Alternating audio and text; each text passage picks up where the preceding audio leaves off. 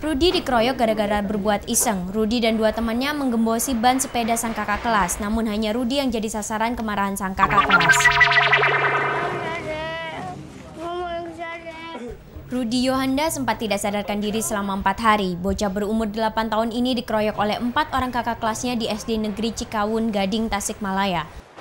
Hasil pemeriksaan dokter, beberapa tulang rusuk korban memar terkena hantaman benda tumpul, sementara ulu hati hingga paru-paru korban mengalami luka dalam cukup serius. Rudi dikeroyok gara-gara berbuat iseng. Rudi dan dua temannya menggembosi ban sepeda sang kakak kelas, namun hanya Rudi yang jadi sasaran kemarahan sang kakak kelas. Berapa orang katanya Bu yang memukulin? Kakak maupun anak saya 5 orang. 5 orang. Kakak kelas itu Ibu? Iya. Kelas berapa Bu yang memukulin? Kelas 4, kelas 5, kelas 6. Marsiti berharap pelaku yang mengeroyok anaknya diproses hukum karena lukanya cukup serius. Korban harus menjalani pemeriksaan intensif tim medis RSUD Tasikmalaya. Budi Pardiana, Tasikmalaya, Jawa Barat. Di Kediri, Jawa Timur, seorang siswa kelas 6 SD membunuh teman sepermainannya di bulan Desember 2006. Pelaku akhirnya divonis 6 tahun penjara oleh Pengadilan Negeri Kabupaten Kediri. Di Medan, Sumatera Utara, seorang siswa SD bernama Robi juga tewas setelah 5 hari dirawat di rumah sakit. Korban sempat dibanting ke lantai oleh kawan-kawan sekolahnya.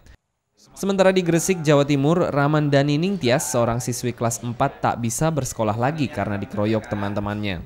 Kasus terakhir terjadi pada Edo Rinaldo di Jakarta awal Mei 2007. Siswa SD Santa Maria Immaculata ini mengalami kejang-kejang dan meninggal dunia setelah dikeroyok 4 temannya. Meski kasus ini sempat dikaitkan dengan kekerasan di sekolah, belakangan hasil otopsi menunjukkan Edo meninggal murni karena sakit. Berbagai kasus kekerasan anak terhadap anak sempat mengemuka di berbagai daerah sekitar akhir tahun 2006. Adegan Smackdown yang sempat ditayangkan di salah satu stasiun televisi dituduh sebagai pemicunya. Derasnya tekanan masyarakat berhasil menghentikan penayangan adegan gulat penuh kekerasan di layar kaca ini. Tapi ternyata tayangan berbau kekerasan lain masih sangat berpotensi menjadi pemicu kekerasan antar anak. ER meninggalkan bayinya 1 jam setelah melahirkan. Meski baru saja melahirkan, ER berusaha melarikan diri dari Puskesmas Cipedes, Kota Tasikmalaya, Jawa Barat. Namun petugas puskesmas mengetahuinya dan berhasil mencegahnya.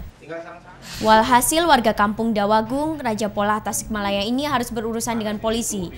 ER berdalih tidak punya uang untuk membesarkan bayi perempuannya ini, apalagi bayi ini merupakan hasil hubungan gelap. Apa nggak sayang sama anak? Daripada sayang ngurus anak, itu kan nanti saya kerja sama siapa. Kepada petugas, ER mengaku sudah 5 tahun menjanda. Dia ditinggal suami dan anak pertamanya semasa di Cilengsi, Bogor. Karena mungkin dia punya permasalahan, sehingga ada beban psikologis, sehingga si bayi bisa aja disimpan atau dikasihkan ke orang lain. Karena banyak kejadian seperti itu. Bayi perempuan dengan berat 2,4 kg ini untuk sementara dirawat di Puskesmas Cipedes, Kota Tasikmalaya. Rencananya pihak kepolisian akan mencari keluarga tersangka agar bisa merawat bayi ini.